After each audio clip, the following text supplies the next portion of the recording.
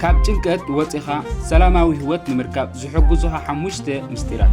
ሰላም ኩራት ሎሚ ካብታ ምንባር ጀምር እትብል ብልጭቲ መጽሓፍ ብደይል ካርኔጊ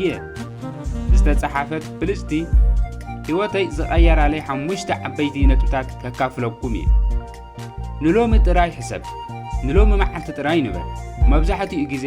ኣእምሮና ወይ ብዛዕባ ትማሊ እንዳተጣዓሰ ወይ ድማ ብዛዕባ ጽባሕ እንዳተጨነቐ ዕረፍቲ ይኻልኣና እዩ እታ መጽሓፍ ግና ናይ ሎሚ ጾር ንሎሚ ጥራይ እዩ ትብለና ከምቲ መርከብ ካብ ማይ ንኻይቲ ጥሕል ክፍልታት ብጽኑዕ ትዕጾ ንስኻ እውን ንትማልን ንጽባሕን ዕጾውን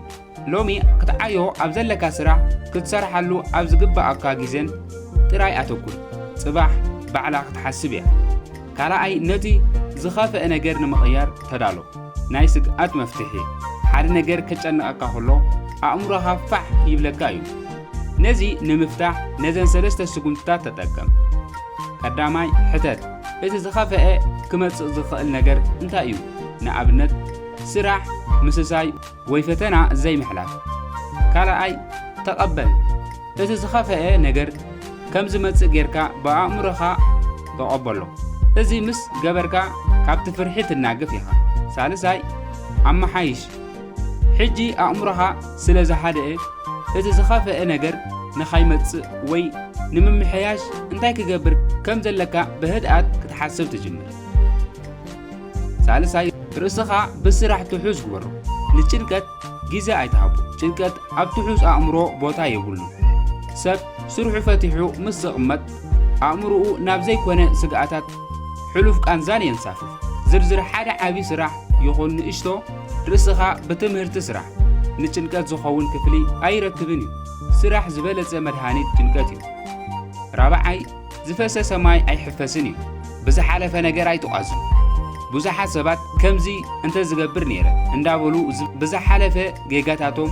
ርእሶም ይቋጽዑ እታ መጽሓፍ ግና ንዝተጸረበ ዕንጨይቲ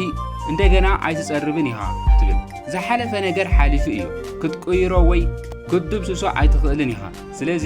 ካብቲ ዝሓለፈ ተመሃር እምበር ኣብኡ ተተኺልካ ኣይትትረፍ ዝፈሰሰ ማይ ምሕፋስ ስለ ዘይከኣል ሓዱሽ ማይ ንምቕዳሕ ናብ ቅድሚት ጥራይ ጠምት ሓሙሻይ በረኸትካ ቁፅር እምበር ጸገማትካ ኣይኮነን ኣብ ህይወት ነቶም 90% ጽቡቓት ገዲፍና ካብቶም 10 ጸገማት ጥራይ ነተኩር ጥዕናኻ ስድራኻ እትበልዖ መግቢ እትሰትዮ ማይ እዚኦም ኩሎም ዓበይቲ ጸጋታት እዮም ሳእኒ ስለ ዘይብለይ ኣሓዝን ነይረ ግን እግሪ ዘይብሉ ሰብ ክሳብ ዝርኢ ዝብል ኣባሃህላ ኣሎ ስለዚ ኩሉ ግዜ ነቶም ዘለውኻ ነገራት ኣመስግነሉ ሽዑ ጭንቀትካ ቦታ ክስእን እዩ እምበኣር ክቡራት ተኸታተል ህይወት ሓጻር እያ ካብ ሎሚ ጀሚርና ብዛዕባ ዘይመጸ ጽባሕ ወይ ብዛዕባ ዝሓለፈ ትማሊ ካብ ምጭናቕ ተገላጊልና ንሎሚ ብሰላም ክንነብራ ንፈትን እዛ ቪድዮ እንተፈቲኹማ ሼር ብምግባር ንኻልኦት ኣብጽሑዋ እዛ ቪድዮ እንተፈቲኹማ ላይክ ሳብስክራይብ ግበሩ ብኻልእ ቪድዮ ክሳብ ንራኸብ ሰሰናዩ